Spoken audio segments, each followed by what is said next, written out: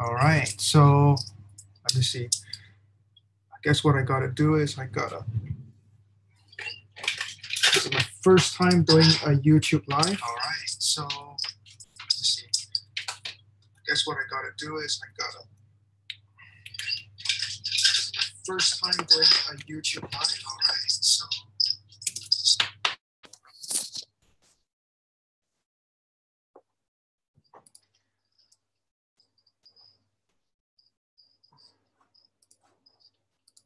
okay, I was just reading on the news and I want to show this to you. And this is Google Chrome right here. Yep. Um, I just read that on BBC News, Toys R Us files for bankruptcy protection in the US. They are in a bankruptcy process right now, the filing process. And Toys R Us is something that is very personal to me because it is something that I relate to as part of my childhood. Oh, by the way, if I'm screwing this up right now because I'm very well not prepared, number one, and number two, this is my first time doing. I think it's my first time doing YouTube Live. Maybe my first or second time. I'm not sure. I've done it before, but not through this software called Zoom. Okay, I think. Anyway, basically, they were saying that a big reason of why they are having problem with their sales is because they've been affected by a lot of online retailers. As you all know, Amazon and Walmart, they really push very hard to move a lot of the retailing online. Some people call it online retail, some people call it e-retail, e-commerce, whatever it is. And I think Toys R Us are going through a crisis in terms of trying to go online. In fact, if you read the articles and you read the a lot of the history of their online website, toysrus.com, this is their website. They were unable to build it quick enough, and they were unable to adapt quick enough to the change of having a lot of products online and e-retailing online or online retail. Hence, they were unable to ship, unable to not ship, unable to test, unable to actually go through a lot of the parts of the things that all the e-commerce stores need, which is testing and setting up the foundation right. They were unable to do that, so a lot of things that were suffering in terms of that. Um, they do not know how to market properly online as well because they're very good offline.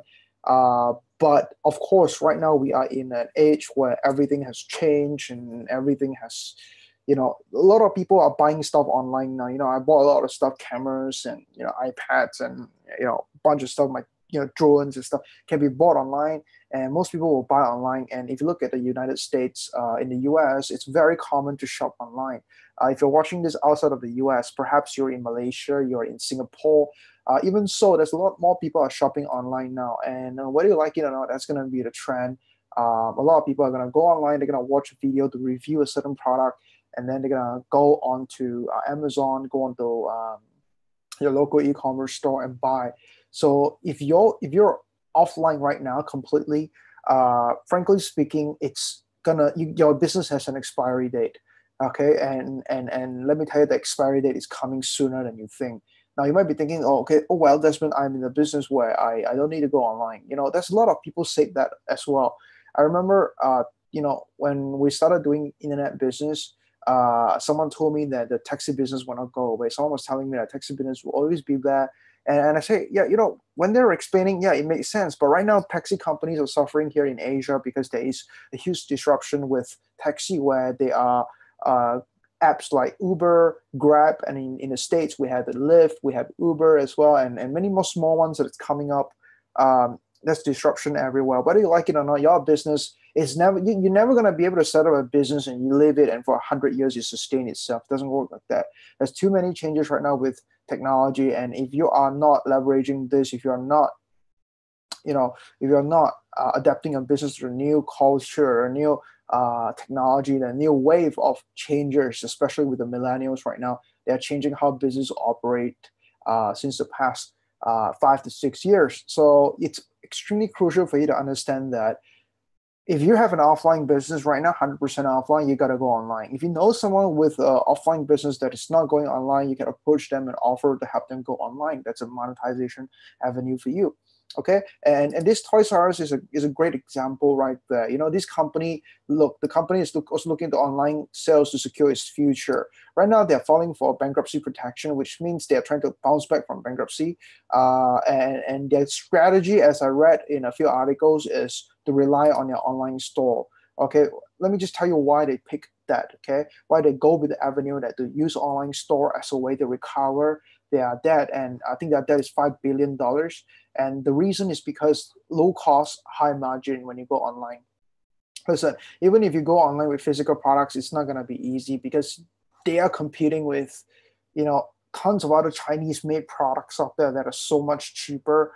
But what Toys R Us have is brand. They must be special. They cannot be like any other e-commerce store. They cannot be like Amazon. They cannot be like a website where people go and browse and buy. So there has to be a special thing with Toys R Us, and I hope they find that because Toys R Us is very close to my heart. Truly believe that they're a great company, but with what they have right now, they're struggling. And I'm not saying that this is related to you, but I'm saying that if you do own a business that's completely offline, this is a sign of something to come. And number two, if you know businesses that are 100% offline, they're not online, whether their marketing is not online or their website's not online, they're just not selling stuff online, then it's your moral obligation to go out there and help these people to go online. And I think it's absolutely critical right now in today's age. Okay. I hope you enjoyed this quick live video.